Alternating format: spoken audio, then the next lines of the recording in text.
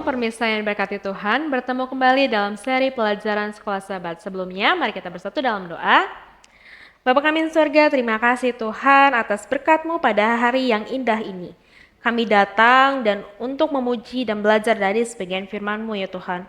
Kiranya Roh Kudus membimbing hati dan pikiran kami, agar renungan ini membawa berkat dan menguatkan iman kepercayaan kami. Terima kasih Bapa, dalam nama Yesus kami berdoa mengucap syukur padamu. Amin. Pelajaran Sekolah Sahabat Kamis 14 Agustus 2025 yang berjudul Roti dan Air Kehidupan. Bacalah 1 Korintus 10 ayat 11.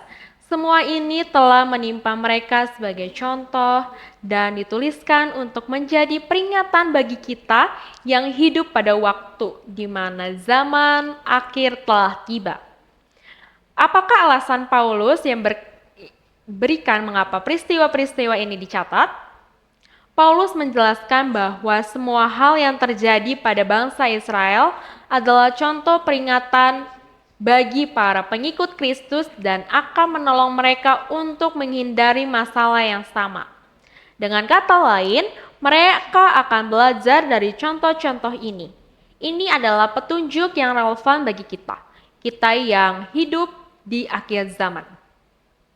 Tuhan memberikan Roh Kudus kepada umat-Nya untuk menguatkan orang-orang percaya dengan kekuatan, kasih, dan ketertiban. 2 Timotius 1 ayat 6 dan 7.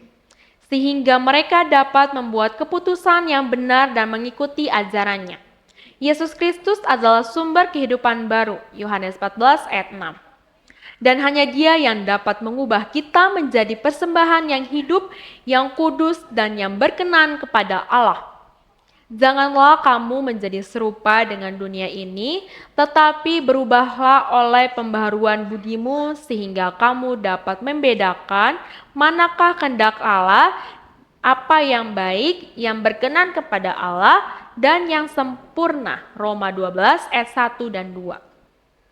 Kemudian Yesus mengambil pelajaran dari kisah-kisah ini, terutama tentang mana dan air, dan menggunakan gambaran-gambaran itu untuk mengajarkan kebenaran tentang dirinya. Dia yang memimpin mereka melewati padang gurun. Bacalah Yohanes 4 ayat 7 sampai 15, Yohanes 6 ayat 31 sampai 51.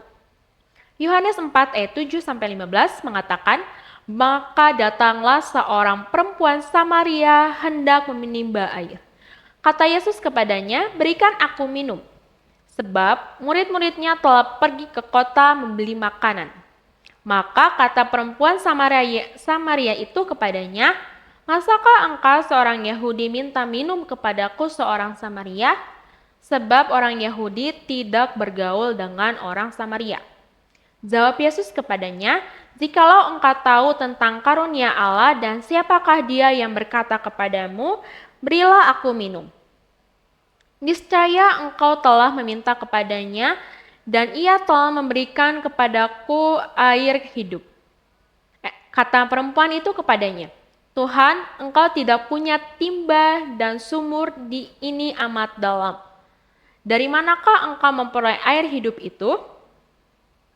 Adakah engkau lebih besar daripada bapa kami, Yakub, yang memberikan sumur ini kepada kami dan yang telah minum sendiri dari dalamnya, ia serta anak-anaknya dan ternaknya? Jawab Yesus kepadanya, barang siapa minum air ini, ia akan haus lagi. Tetapi barang siapa minum air yang akan kuberikan kepadanya, ia tidak akan haus untuk selama-lamanya. Sebaliknya, air yang akan kuberikan kepadanya akan menjadi mata air di dalam dirinya, yang terus-menerus memancar sampai kepada hidup yang kekal. Kata perempuan itu kepadanya, Tuhan, berikanlah aku air itu, supaya aku tidak haus dan tidak usah lagi datang ke sini untuk menimba air.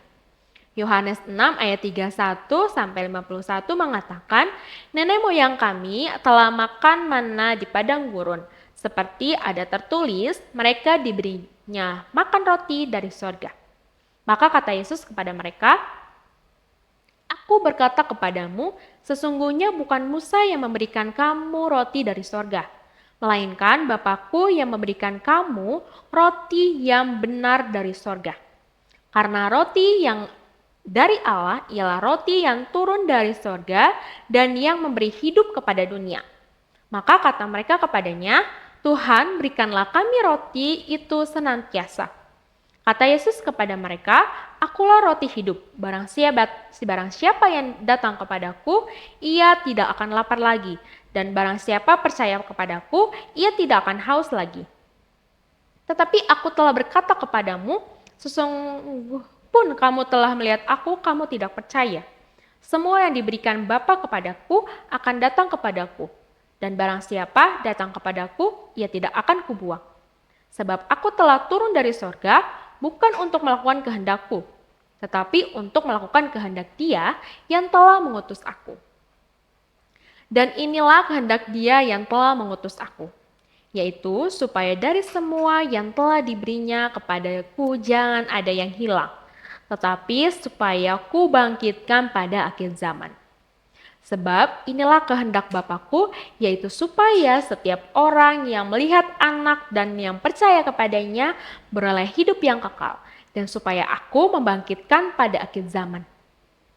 Maka bersungut-sungutlah orang Yahudi tentang Dia, karena Ia telah mengatakan, akulah roti yang telah turun dari sorga. Kata mereka, bukankah Ia ini Yesus anak Yusuf, yang ibu bapaknya kita kenal? Bagaimana ia dapat berkata, aku telah turun dari sorga? Jawab Yesus kepada mereka, jangan kamu bersungut-sungut. Tidak ada seorang pun yang dapat datang kepadaku jikalau ia tidak ditarik oleh Bapa yang mengutus aku, dan ia akan kubangkitkan pada akhir zaman. Dan tertulis dalam kitab nabi-nabi, dan mereka semua akan diajar oleh Allah. Dan setiap orang yang telah mendengar dan menerima pengajaran dari Bapakku datang kepadaku. Hal itu tidak berarti bahwa ada orang yang telah melihat Bapa. Hanya Dia yang datang dari Allah, Dialah yang telah melihat Bapa. Aku berkata kepadamu, sesungguhnya barang siapa percaya, ia mempunyai hidup yang kekal. Akulah roti hidup. Nenek moyangmu telah makan manna di padang gurun dan mereka telah mati. Inilah roti yang turun dari surga, barang siapa makan daripadanya ia tidak akan mati. Akulah roti hidup yang telah turun dari surga. Jika seorang makan dari roti ini, ia akan hidup selama-lamanya. Dan roti yang kuberikan itu ialah dagingku, yang akan kuberikan untuk hidup dunia. Kebenaran apakah yang dinyatakan di sini bagi kita orang Kristen? Perempuan Samaria itu menemukan bahwa Kristus menawarkan sesuatu yang tidak akan ia dapatkan di tempat lain.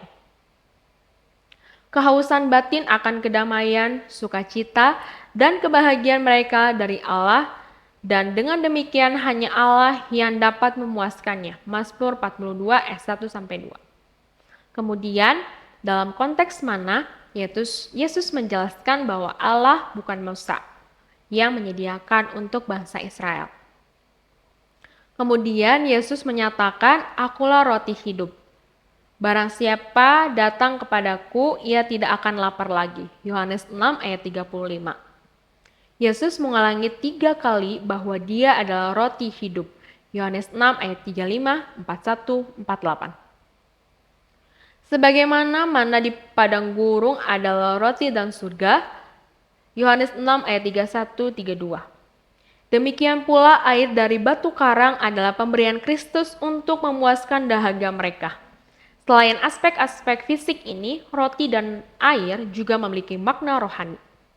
Karena Yesus Kristus adalah roti hidup, Yohanes 6 ayat 35-48, dan air hidup, Yohanes 4 ayat 10, 11, 14, Yohanes 7 ayat 37-38.